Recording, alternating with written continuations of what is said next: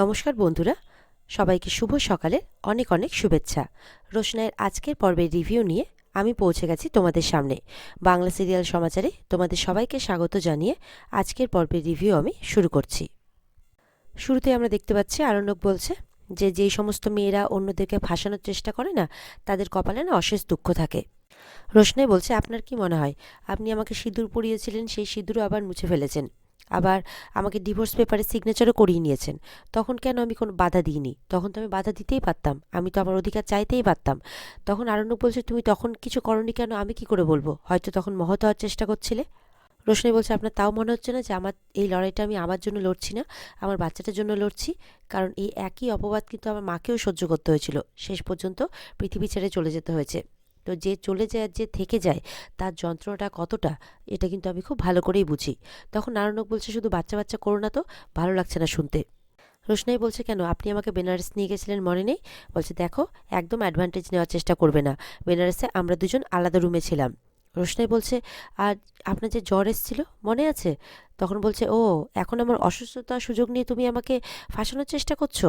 জ্বর এসেছিল তো কী হয়েছে? সুস্থ অবস্থায় পারোনি, এখন অসুস্থ অবস্থার কথা বলছো? বলছে, তখন আপনি ঘনিষ্ঠ হওয়ার চেষ্টা করেছিলেন। তখন আরণ্যক বলছে, ও আচ্ছা, আমি চেষ্টা করেছিলাম, তো তুমি আমাকে বাধা দাওনি কেন? তার মানে তোমারও সহমত ছিল। রোশনাই বলছে, আমি পারিনি বাধা দিতে, আমি ভেবেছিলাম যে আপনি আমাকে ভালোবেসে অ্যাকসেপ্ট করেছেন, আর আমারও সেটার মর্যাদা দেওয়া উচিত। এদিকে দেখা যাচ্ছে একটা ঘরের মধ্যে সুরঙ্গমা, তনুশ্রী, রাজা, জাহ্নবী, গরিমা সবাই আছে।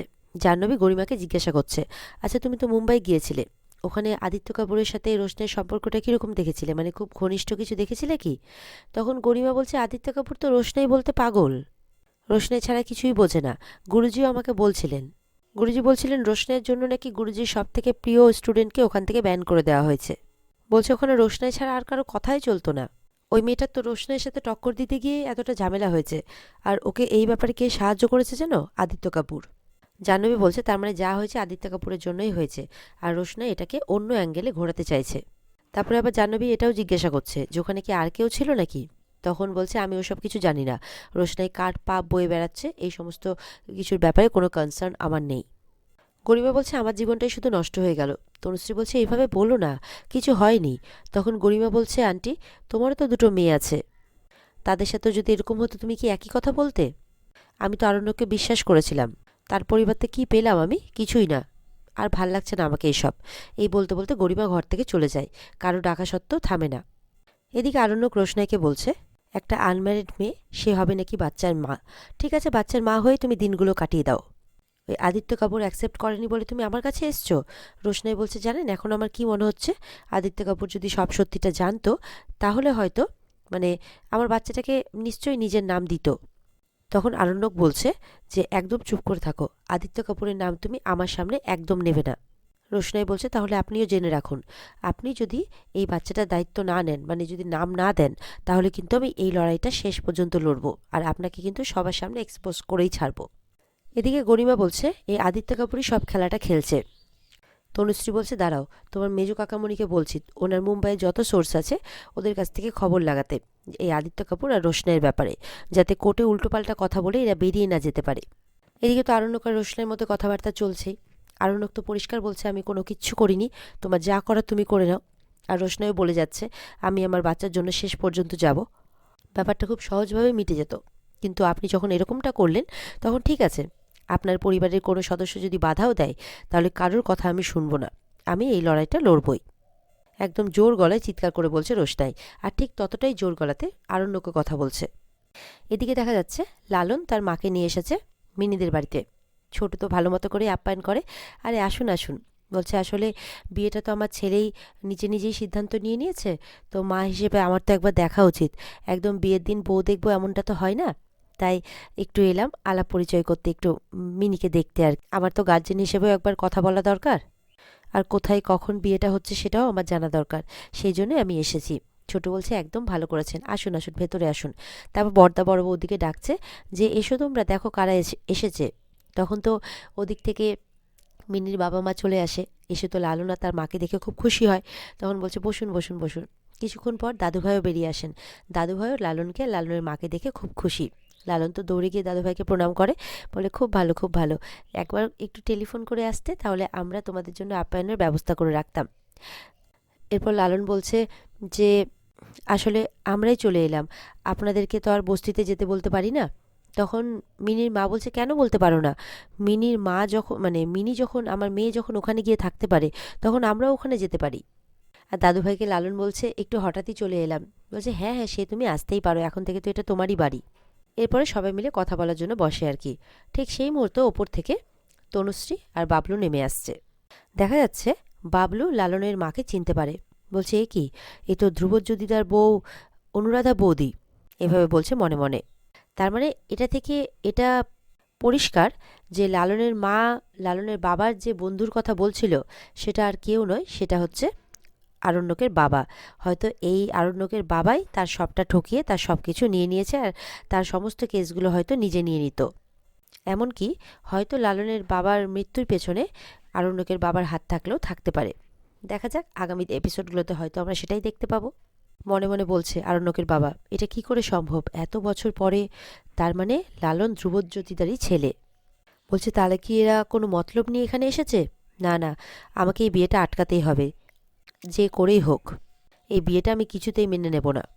এরপর তো তনুশ্রী বলছে আজকাল তাহলে এই সমস্ত লোকেদের আসা যাওয়া আমাদের বাড়িতে লেগেই থাকবে। তখন মিনির বাবা বলছে বিয়েটা যতদিন না হয় ততদিন তো আসা যাওয়া লেগেই থাকবে তনুশ্রী, আর আমি এটা আশা করব যে তোমরা এমন কোনো কথা বলবে না যাতে আমার মাথাটা হেট হয়ে যায়।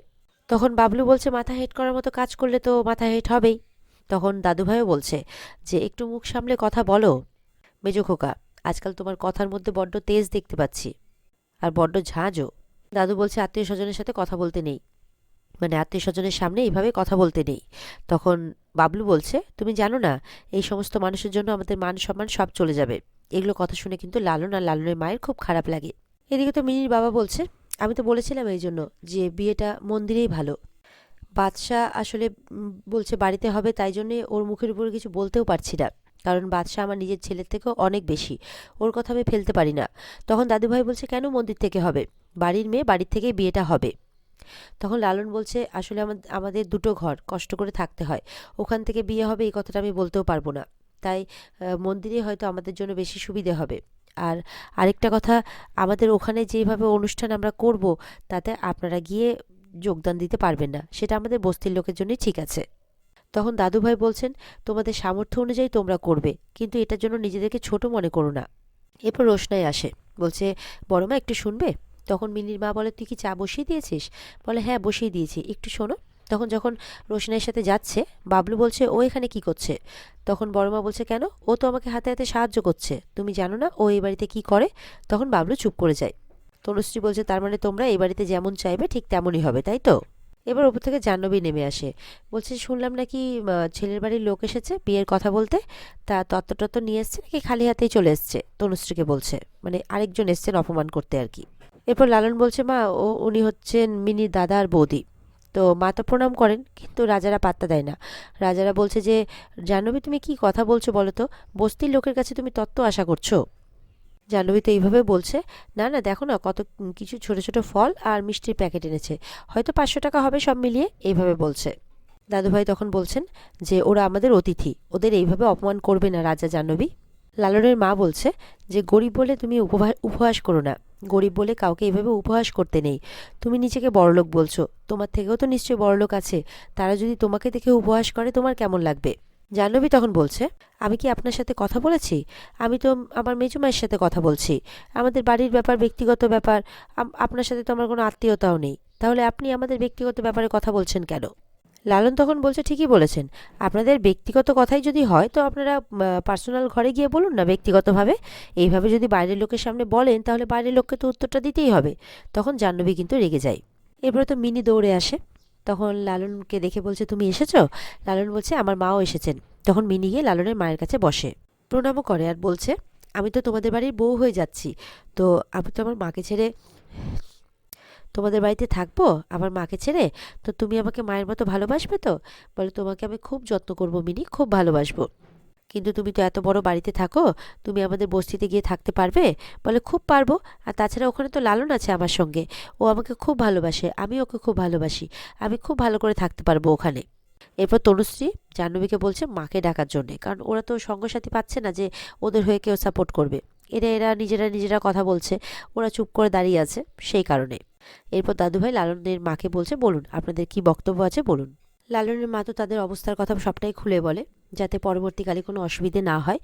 তখন দাদুভাইও বলছে আমাদের মিনিরও তো ত্রুটি আছে, সবটা জেনে শুনেই লালন বিয়ে করতে রাজি হয়েছে, তাই তার কাছে আমরা অনেক কৃতজ্ঞ। এই বলে দাদুভাই বলছেন আমার তো ডাক্তারের অ্যাপয়েন্টমেন্ট আছে, আপনারা কথা বলুন বলে দাদুভাই চলে যায়। এরপরে কিন্তু মিনির ঠাম্মি আসে।